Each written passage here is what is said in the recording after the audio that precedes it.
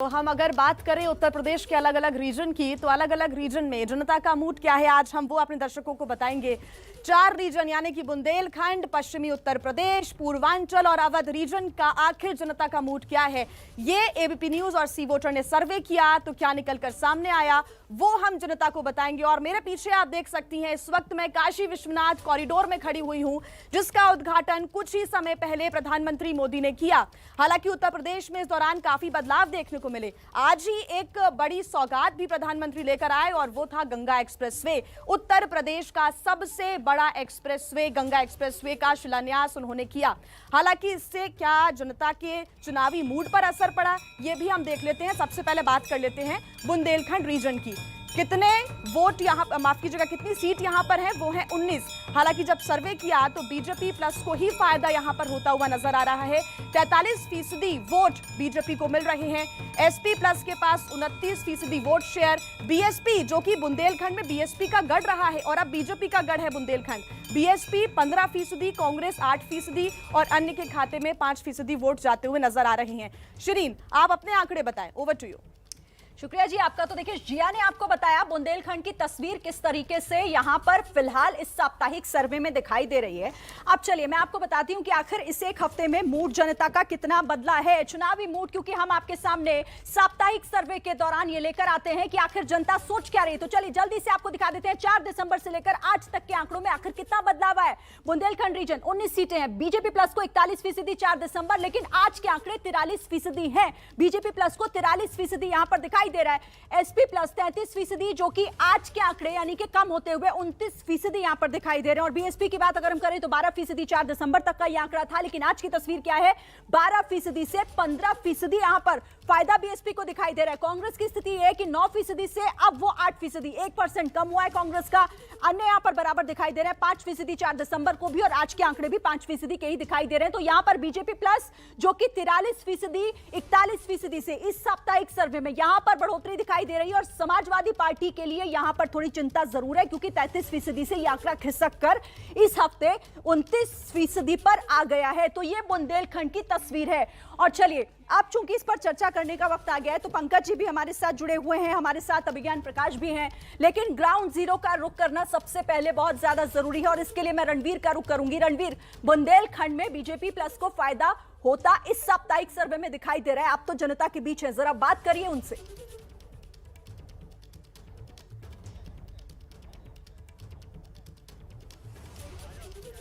में बाबा विश्वनाथ का कॉरिडोर हुआ, उसके बाद फिर गंगा एक्सप्रेसवे का शिलान्यास, तो जाहिर है बीजेपी को फायदा होता दिखेगा। बीजेपी के नेता हमारे साथ है। सर, आपसे पूछेंगे, पिछले हफ्ते या पीछे देखे तो बीजेपी को कुछ नुकसान हो रहा था लगातार, लेकिन अब फायदा हो रहा है, तो क्या इस बार आप लोग को चुनाव प्रचार में लोगों के बीच जाने में आसानी होगी? हाँ, देखिए, विकास का मुद्दा है और भारतीय जनता पार्टी शुरू से ही विकास में अपना समर्थन रखती है, विकास में कार्य करती है। जनता के लिए, गरीब के लिए जितना काम भारतीय जनता पार्टी में 70 सालों में हुआ है, गांव-गांव तक बिजली पहुंचना, मतलब बहुत काम किया। बहुत काम। मैं समाजवादी पार्टी से रिएक्शन ले लेता हूं। सर, ये कह रहे हैं बहुत काम हुआ है और आज गंगा एक्सप्रेसवे का शिलान्यास भी हुआ है, इससे अब आप लोग को मुश्किल नहीं होगी लोगों के बीच जाना? देखिए, सबसे बड़ी बात है, हमारे भाजपा के जो मित्र हैं उनको एक बधाई देना चाहता हूँ।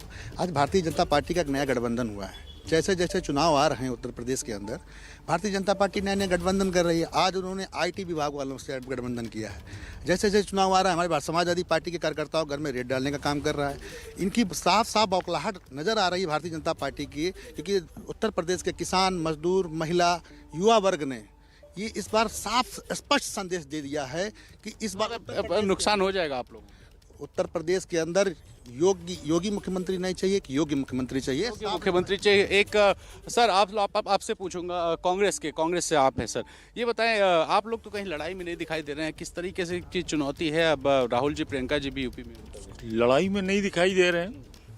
ये किसने, आप लोगों ने इसको कैसे? सर्वे कह रहा है, सर्वे मैं नहीं कह रहा। नहीं, सर्वे तो बहुत कहते हैं और सर्वे जो हैं उनके पीछे की क्या बैकग्राउंड है, ये सब आप लोग जानते हैं, जनता जानती है कि हम लड़ाई में नहीं। अभी जो हम लोग प्रियंका जी के नेतृत्व में हम लोग सरकार बनाने जा रहे हैं। और जो उन्होंने नारा दिया है लड़की हूँ लड़ सकती हूँ, और 40% जो महिलाओं की हिस्सेदारी की बात की है, आज सीधे सीधे हम पिछले दिनों में भी आपने देखा होगा कि जो किसानों का नरसंहार हुआ, जो लखीमपुर में जिस तरह से निर्मम हत्या की गई, कौन आगे खड़ा था? कोरोना के काल में कौन थी सर? भीम आर्मी से हैं आप लोग किस तरीके से देखते हैं इस चुनाव को, क्योंकि बीजेपी और समाजवादी पार्टी में लड़ाई होती सर्वे के मुताबिक दिखाई? जी जी, देखिए पहली बात तो सर्वे को इतना हम ज़्यादा तवज्जो अभी नहीं दे रहे हैं इस समय में।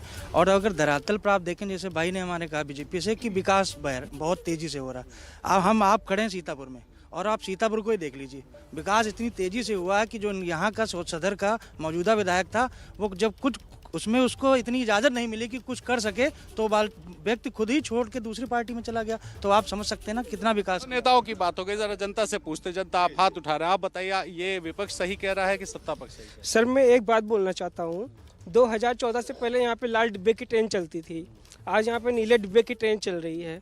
2017 में यहाँ पे बड़ी लाइन का शिलान्यास बीजेपी ने किया और अपने टाइम में उसको बना कर कंप्लीट किया। आप कह रहे हैं भाजपा ने काम किया? और सर बिजवार का ब्रिज काफी दिन से पेंडिंग था। आप क्या कह रहे हैं? अभी हमारे कांग्रेस के भाई ने एक चीज कही है कि प्रियंका जी की सरकार आ रही है, और उन्होंने नारा दिया लड़की हूँ लड़ सकती हूँ।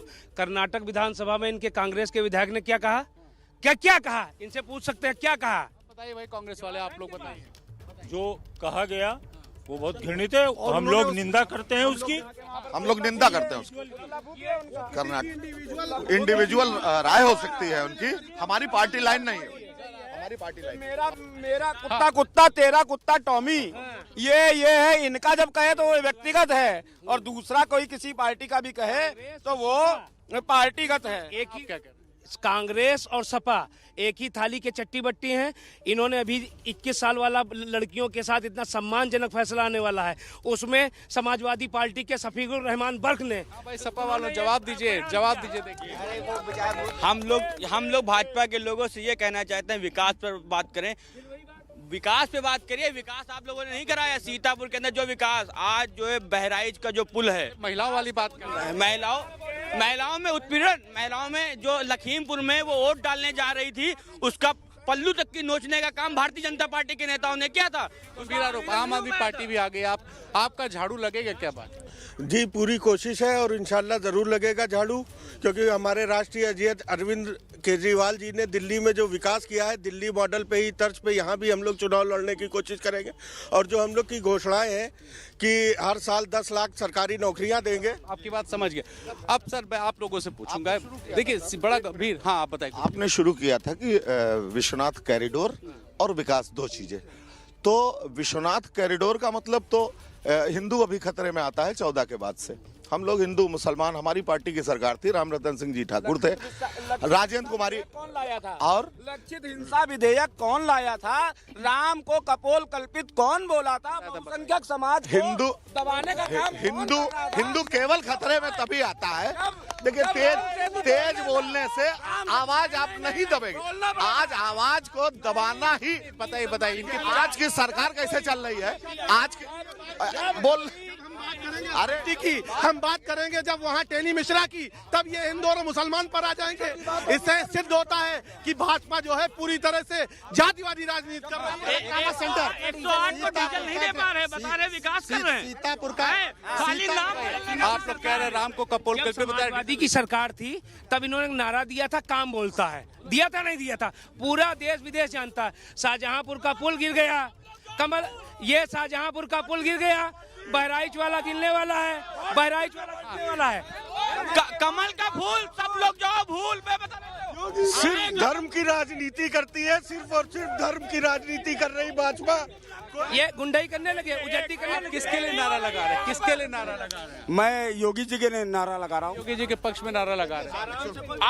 आए गजब नतीजे, आए गजब नतीजे, अखबार देख लेना। सीतापुर का ट्रॉमा सेंटर पूरी तरह से बंद है। अभी मैं आपको बताऊं, अभी ऑक्सीजन का उद्घाटन हुआ था। तमाम मुद्दे हैं, और इस बीच में यहाँ पे लोग जो हैं अलग अलग मुद्दों को लेकर है, लेकिन दावा ये है कि काम हुआ है, विपक्ष कह रहा है काम नहीं हुआ है। खैर डिसाइड तो इलेक्शन में होगा। आरोप और प्रत्यारोप तो चलता रहेगा, लेकिन कहते हैं ना कि जनता जनार्दन है, सब कुछ समझती है, सबके वादे भी, सबके दावे भी, कौन सही बोल रहा है कौन झूठ।